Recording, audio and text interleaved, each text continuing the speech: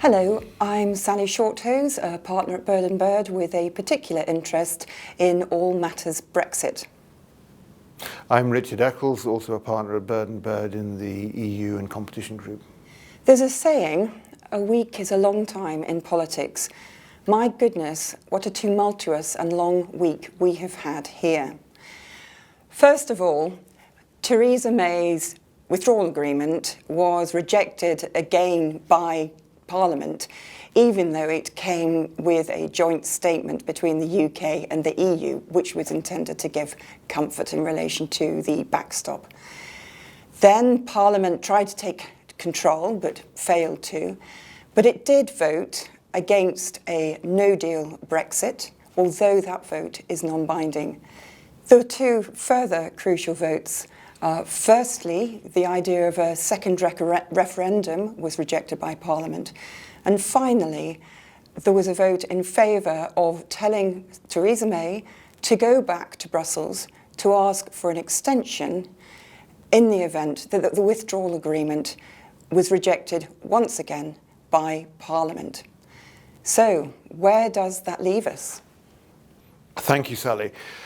Attention will now focus on the government's request to the EU for an extension. And the motion said that if the withdrawal agreement were again rejected, it would be for a longer term extension rather than just a short technical extension. So really the ball will go into the EU's court to see how they react. And the joint agreement of 27 EU member states will be needed. So it would only need one or two to be determined to object, and there may yet be no extension. We could still have Brexit on the 29th of March. It all remains to be seen. If there is to be a longer term extension, the European Commission spokespeople, including Jean-Claude Juncker and also Donald Tusk, have made it clear that credible reasons would be needed for such an extension, and one would imagine or expect that these reasons might be a general election or maybe a second referendum. So the defeat of the second referendum vote last week doesn't mean to say that's the end of it. I think the proposal could still return to Parliament if there's an extension. It's clear, though, that Parliament has, for the time being, rejected the only form of soft Brexit currently on offer in the form of the withdrawal agreement, because the Commission the EU team have said that there will be no other deal that they're prepared to contemplate. And the principle of a hard Brexit has been rejected, which implies that some middle ground perhaps will need to be discussed by Parliament in connection with the concept or the idea of a longer term extension.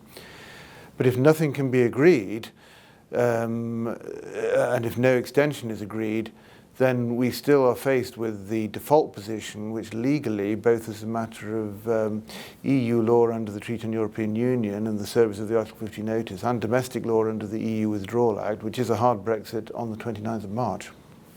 And of course, another implication of anything other than a very short extension is that the UK would have to take part in the forthcoming European Parliament elections, and that really wouldn't go down very well. As Richard said, the EU are looking for a justification for giving any sort of extension. I would say that they would be in favour of a few months extension in order to help both EU27 and the UK prepare for a no-deal Brexit. So where does that leave businesses in their preparations for Brexit? In this period of uncertainty, it's wise to prepare for the worst and expect a no-deal exit next week on the 29th of March.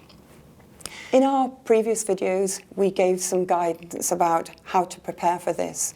For example, checking contracts for appropriate territorial and exit provisions, ensuring that EU citizens are prepared to sign up for the settled status scheme, and unregistered IP should be considered for UK registrations.